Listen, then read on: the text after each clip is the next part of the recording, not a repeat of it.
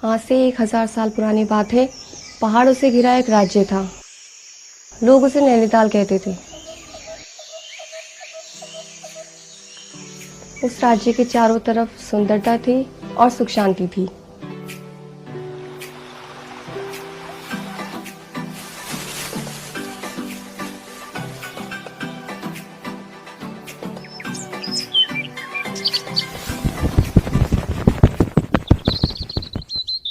नैनीताल में राजा रतन सिंह का राज था। उनकी एक पत्नी थी पद्मावती। राजा रतन सिंह अपनी पत्नी से बहुत प्रेम करते थे। और क्यों ना हो, आखिर पद्मावती थी ही इतनी सुंदर।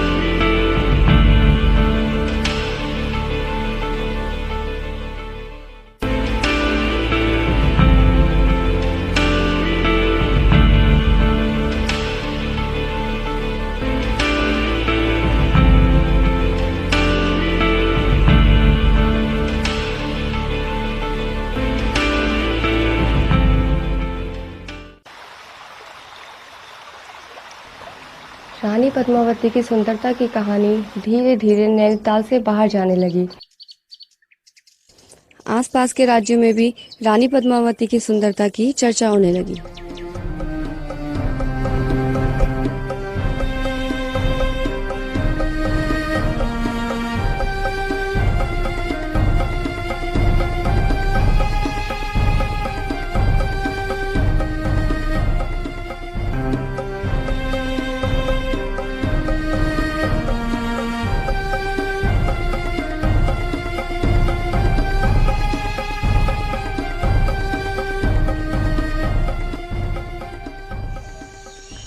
ऐसे ही एक खबर हल्द्वानी के राजा कैसु बिहारी तक भी पहुंची।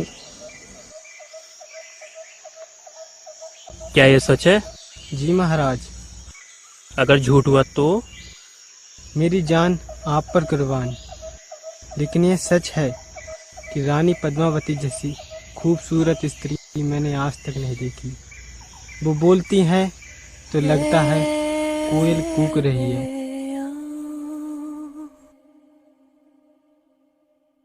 वो हंस दें तो फूल भी शर्मा जाए। जुल्फ लहराए तो लगता है मानो सावन भादो आया। यकीन नहीं होता।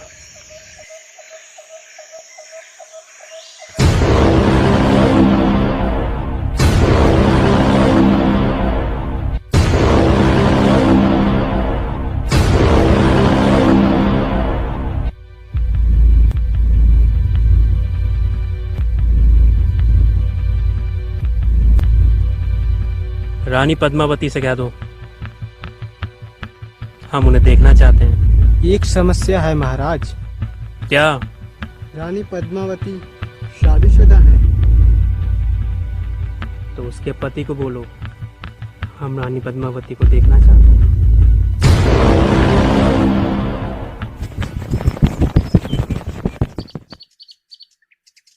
किसी भी खतरे से राजा रतन सिंह और रानी पद्मावती अब तक बेखबर थे। नहीं, ये नहीं हो सकता। जब तक रतन सिंह जिंदा है पद्मावती को कोई आंख उठाकर भी नहीं देख सकता।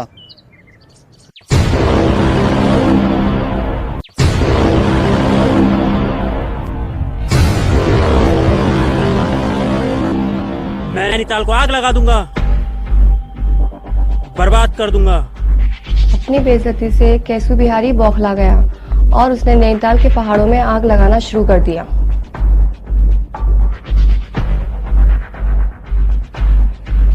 जो भी विरोध करता मारा जाता। ऐसे में रतन सिंह का परेशान होना लाजमी था। तब रानी पद्मावती एक उपाय लेकर राजा रतन सिंह के पास आई। ये नहीं हो सकता रानी। महाराज, जनता मर रही है, आपको राजधर्म निभाना चाहिए। मेरे पास एक उपाय है जिससे आपका भी मान रह जाएगा और जनता भी बच जाएगी। रानी पद्मावती ने ये उपाय निकाला कि केशव बिहारी सिर्फ एक बार उसे देखेगा, मगर नजर उठाकर नहीं, नजर गिराकर, पानी में, नैनीताल की झील में। राजा रतन सिंह का संदेश केशव बिहारी तक पहुंचा।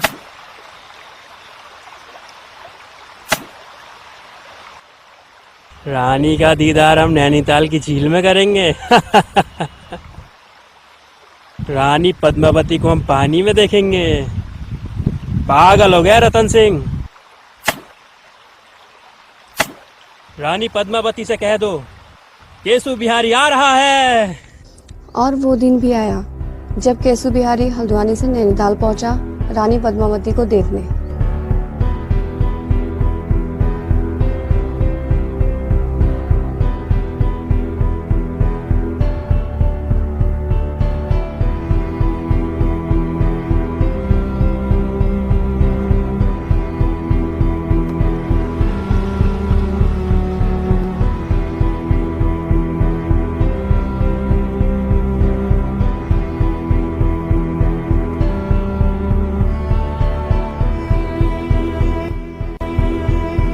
काफी देर तक केशव बिहारी रानी पद्मावती का अक्स पानी में देखता रहा।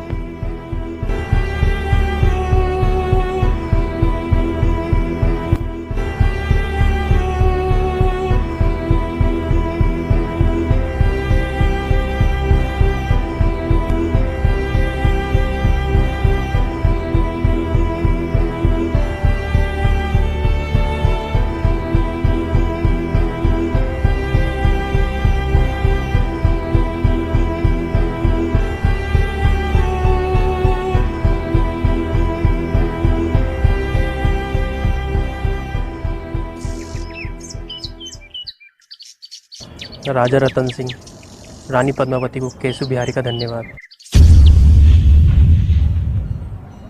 क्या आप अपने मेहमान केशव बिहारी को हल्द्वानी तक वापस छोड़कर नहीं आएंगे?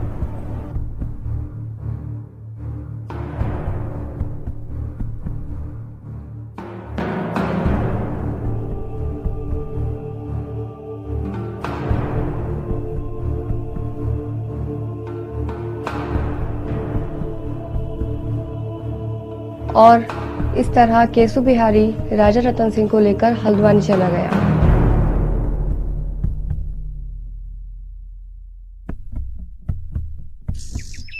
एक हफ्ते तक रानी पद्मावती राजा रतन सिंह का इंतजार करती रही। एक अनजाना सा डर पद्मावती के मन में था।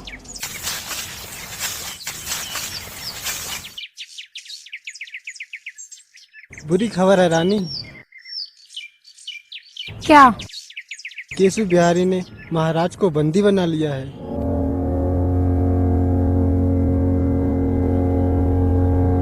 नहीं, ये नहीं हो सकता।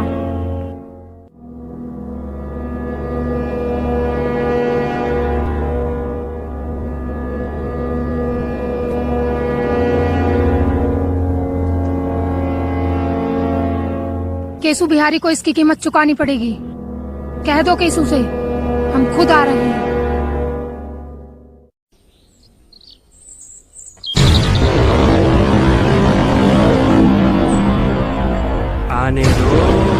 आने दो, रानी को आने दो।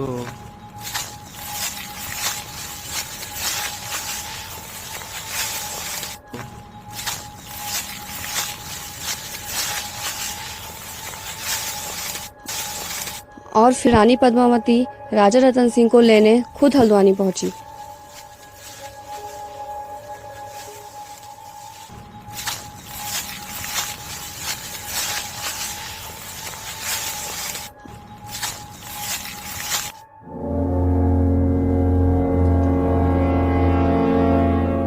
क्षमा प्रार्थी हूँ महारानी, जो आपको इस तरीके से बुलाना पड़ा। घूंघट उठाइए और रतन सिंह को ले जाइए।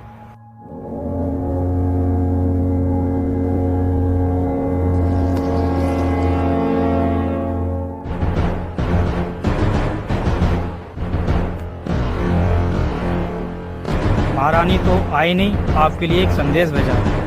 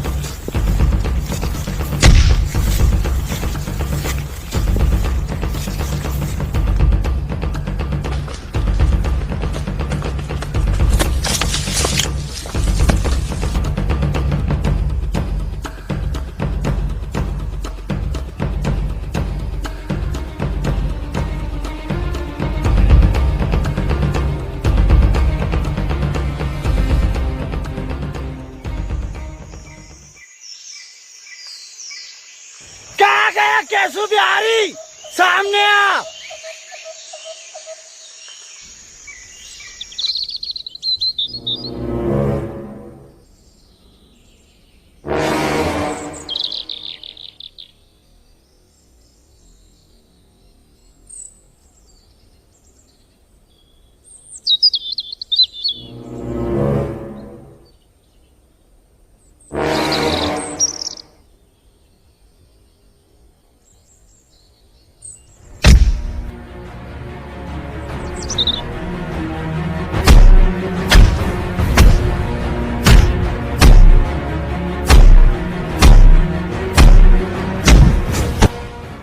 रतन सिंह, मुझे माफ कर दो। तुम्हें रानी पद्मावती का वास्ता।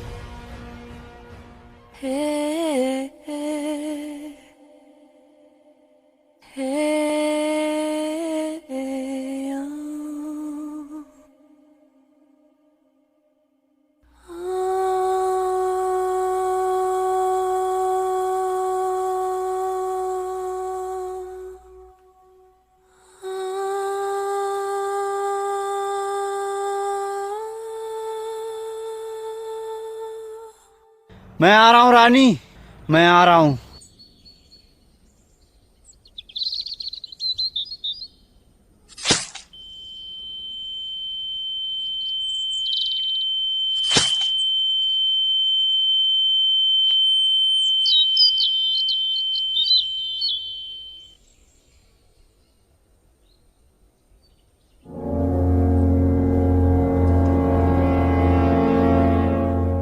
धोखा, केशु बिहारी के साथ धोखा।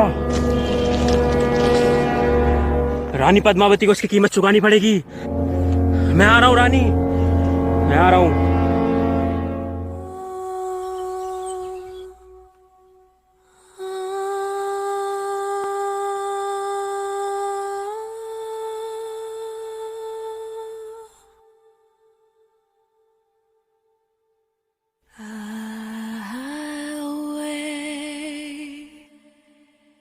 बौखलाया केसु बिहारी नैनीताल की ओर चल पड़ा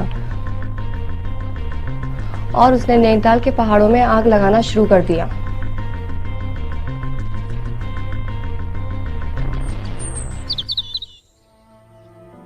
उधर रानी पद्मावती किसी अनहोनी से डर रही थी। दूर से उठते गुब्बार को देखकर रानी पद्मावती बहुत कुछ समझ चुकी थी।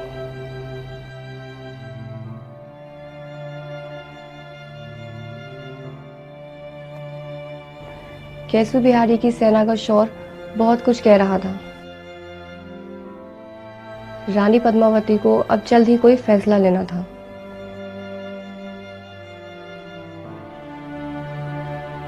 उधर केसु बिहारी नैनीताल में वहां पहुंचा जहां उसने पहली बार रानी पद्मावती को देखा था,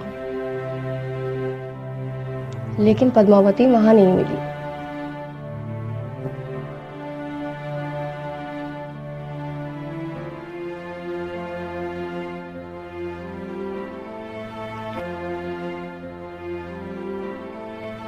केसु बिहारी नैनीताल जीतकर भी हार गया। उस दिन के बाद रानी पद्मावती को कभी किसी ने नहीं देखा। वो कहाँ गई किसी को नहीं मालूम। कहते हैं उस दिन के बाद नैनीताल की झील में मौजूद मछलियाँ हर आने वाले को रानी पद्मावती की कहानियाँ सुनाती हैं।